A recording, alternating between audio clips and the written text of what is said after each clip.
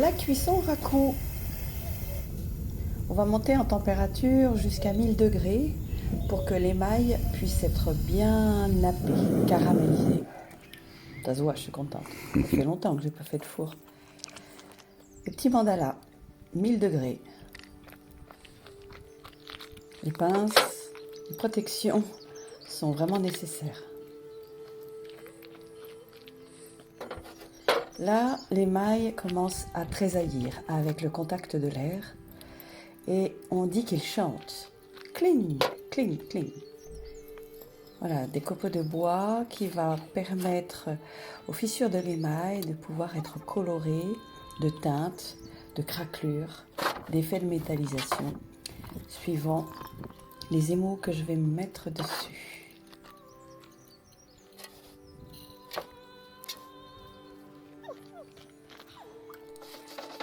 Toutes les pièces sont très enfumées et noires de suie.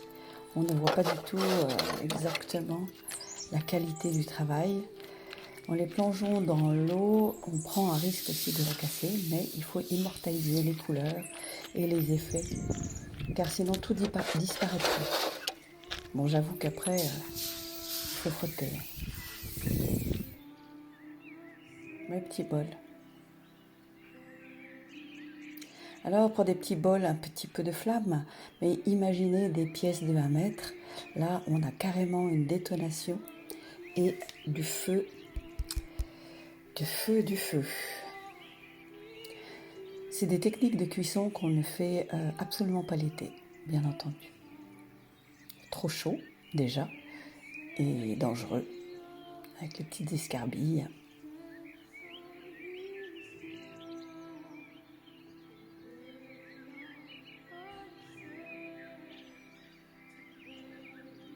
Voilà, là je les fais respirer un petit peu plus rapidement pour provoquer le tressaillement de l'émail.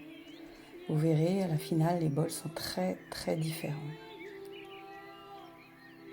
Je pourrais les laisser comme ça, mais ils n'auraient aucune personnalité. Et j'aime cette cuisson raku reliée aux éléments. Donc c'est de la terre cuite par le feu, la première respiration de l'air. Puis vous les plongez dans les copeaux de bois. Et après, la sciure signe son office. Suivant les périodes de l'année, vous avez des différentes couleurs qui peuvent apparaître. Les hivers, on fait des très très beaux rakus.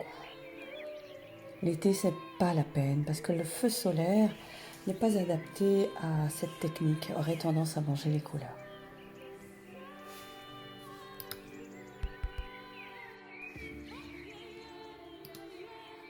Il y a beaucoup de fumée dans cette technique.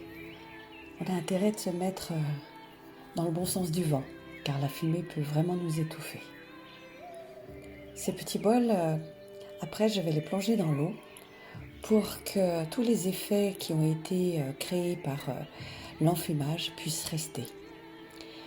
La terre, en fait, réagit un peu comme les pores de la peau. Au-dessus de 600 degrés, elle va capter tout ce qu'il y a dans l'air, dans les copeaux de bois, même les minéraux qu'il y a dans les copeaux de bois, et va prendre des teintes particulières. En dessous de 600 degrés, la terre se referme et garde vraiment les effets. Et c'est pour ça que l'eau va permettre d'immortaliser tout ce que Dame Nature nous apporte dans l'instant présent. J'adore cette technique car toutes les pièces sont uniques, jamais une pareille. Et franchement, c'est la magie, c'est de la magie. Ça m'a beaucoup connecté au lâcher-prise, dans ce contrôle où on veut absolument quelque chose. Et là, c'est vraiment l'accueil de l'instant présent, de ce qui est là, maintenant, pour nous-mêmes. Chaque pièce est unique. Chaque bol a sa vibration propre à lui-même.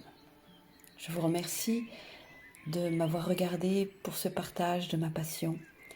Et pour moi, c'est vraiment un grand plaisir.